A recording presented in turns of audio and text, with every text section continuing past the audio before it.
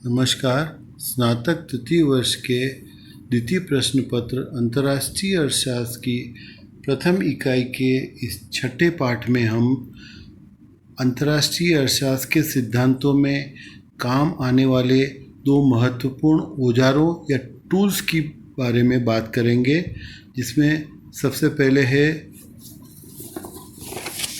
उत्पादन संभावना वक्र, द प्रोडक्शन पॉसिबिलिटी कर्व। उत्पादन संभावना वक्र अंतर्राष्ट्रीय व्यापार संतुलन में पूर्ति पक्ष को व्यक्त करता है। यह बताता है कि कोई देश उपलब्ध प्रौद्योगिकी से अपने उत्पादन के साधनों का अधिकतम कुशलता से प्रयोग करके दो वस्तुओं के कौन कौन से विविध वैकल्पिक संयोग का उत्पादन कर सकता है। यह अवसर लागतों के सिद्धांत पर आधारित है। उत्पादन संभावना वक्र की ढाल किसी एक वस्तु के उस मात्रा को मापती है जो एक देश को किसी दूसरे वस्तु की अतिरिक्त इकाई पाने के लिए छोड़नी पड़ती है, चाहे वह वक्र एक सीधी रेखा हो, चाहे घुमावदार या वक्र रेखा हो।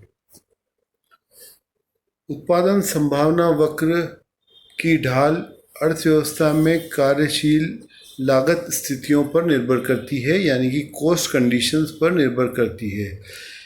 स्थिर अवसर लागत के अंतर्गत, यानी कि जब अवसर लागत स्थिर हो, उसमें कोई परिवर्तन नहीं होता हो, तो उसके अंतर्गत उत्पादन संभावना वक्र एक सरल रेखा होता है, जैसा कि रेखा चित्र 1 में दिखाई गई पीबी रेखा है। देखिए, इस रेखा चित्र में ओ एक्स अक्ष पर वस्तु बी की मात्रा है, वाई अक्ष पर वस्तु वाई की मात्रा है, और पीबी जो है उत्पादन संभावना रेखा है।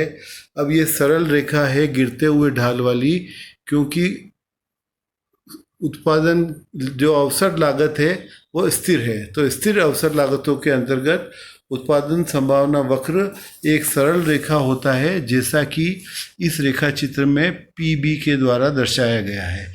यह बताता है कि यदि यह देश, जिस देश का यह उत्पादन संभावना वक्र है, वह यदि केवल एक्स वस्तु या एक्स कमोडिटी का उत्पादन करे तो ओ भी मात्रा कर सकता है, या यदि वह केवल वाई वस्तु का उत्पादन करे तो ओ पी मात्रा कर सकता है, और यदि वह दोनों वस्तुओं के मिश्रण का उत्पादन करे तो पीबी रेखा पर किसी बिंदु पर रहेगा।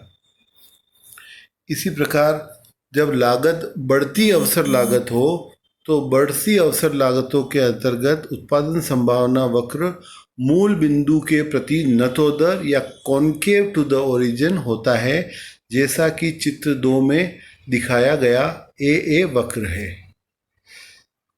देखिए, बढ़ती अवसर लागत के अंतर्गत उत्पादन संभावना वक्र इस रेखा चित्र में दिखाया गया है, जो मूल बिंदु के प्रति नतोदर, ये लाल निशान से जो बताया गया है कि मूल बिंदु से दूरी की ओर ये जो गोलाई है मूल बिंदु से दूर जा रही है, अतः यह मूल बिंदु के प्रति नतोदर है।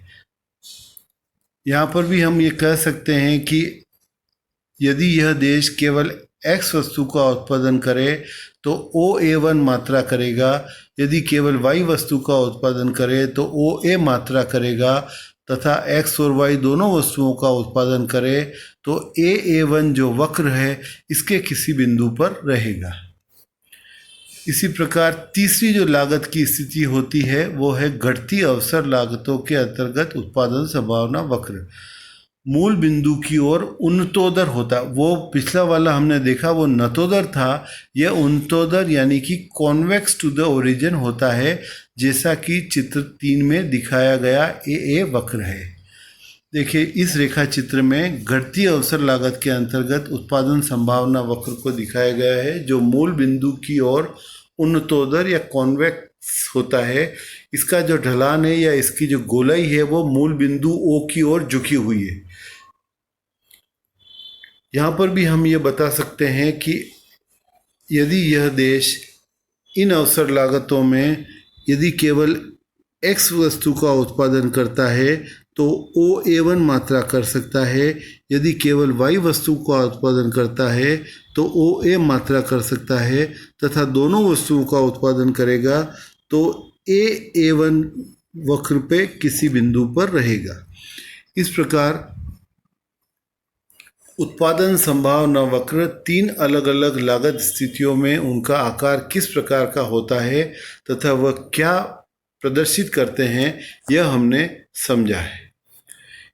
इसी प्रकार दूसरा टूल या औजार जो अंतर्राष्ट्रीय व्यापार के सिद्धांतों को समझाने में काम आगे आएगा वह है समुदाय उदासीनता वक्र।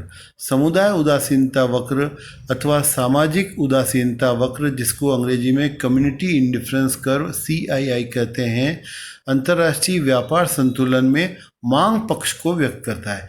पिछला जो हमने उत्पादन संभावना वक्र देखा था वह पूर्ति पक्ष को व्यक्त करता है, जबकि यह मांग पक्ष को व्यक्त करता है।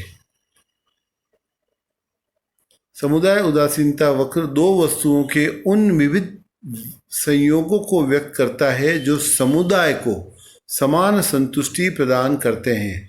किसी देश की विविध व्यक्ति रुचियों को जोड़कर समुदाय उदासीनता वक्र खींचे जा सकते हैं। व्यक्ति उदासीनता वक्र, जिसे हम इंडिफरेंस कर्व कहते हैं या सामान्य उदासीनता वक्र कहते हैं, जो केवल एक व्यक्ति की रुचि एवं पसंद को व्यक्त करता है।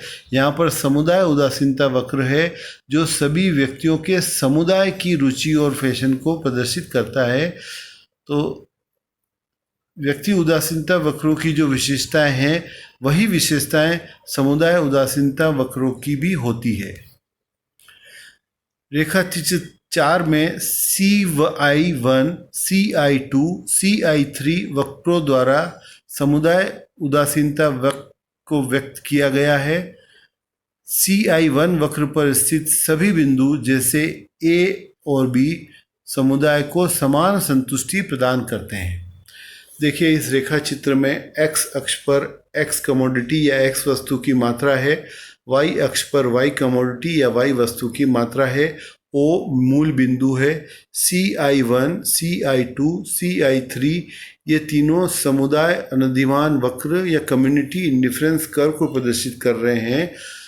यहाँ हम ये बता रहे हैं कि A तथा B बिंदु जो CI1 समुदाय अनधिमान वक्र पर स्थित है, उनका संतुष्टि का स्तर समान है दोनों का, A तथा B का।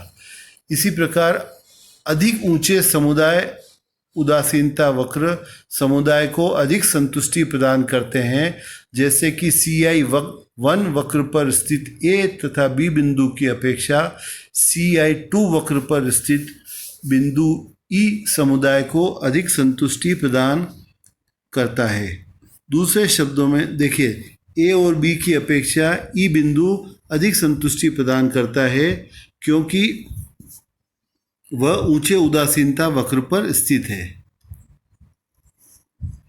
दूसरे शब्दों में कहा जा सकता है कि CI वक्र मूल बिंदु से जितना दूर होगा वह उतनी ही अधिक उपयोगिता व्यक्त करेगा। और फिर ये समुदाय उदासीनता वक्र बाएं से दाईं को नीचे की ओर ढालू होते हैं, यानी कि इनका ढाल ऊपर से नीचे गिरता हुआ होता है। ये मूल बिंदु की ओर उन्नतोदर होते हैं, कॉन्वेक्स टू द ओरिजिन। किसी समुदाय उदासीनता वक्र की किसी बिंदु पर निरपेक्ष ढाल उसकी स्थानापन्नता की सीमांत दर या मार्जिनल रेट ऑफ सब्स्टिट्यूशन होता है, जो कि यह प्रदर्शित करता है कि यदि दो वस्तुओं के बीच में प्रतिस्थापन करना हो तो किसी एक वस्तु की एक इकाई के बदले में दूसरी वस्तु की कितनी इकाइयाँ छोड़नी पड़ेगी। इस प्रकार आज के पाठ में हमने अंतर्राष्ट्रीय व्यापार के सिद्धांतों में काम आने वाले दो महत्वपूर्ण औजारों उत्पादन संभावना वक्र तथा समुदाय उदासीनता वक्र के बारे में समझा। धन्यवाद।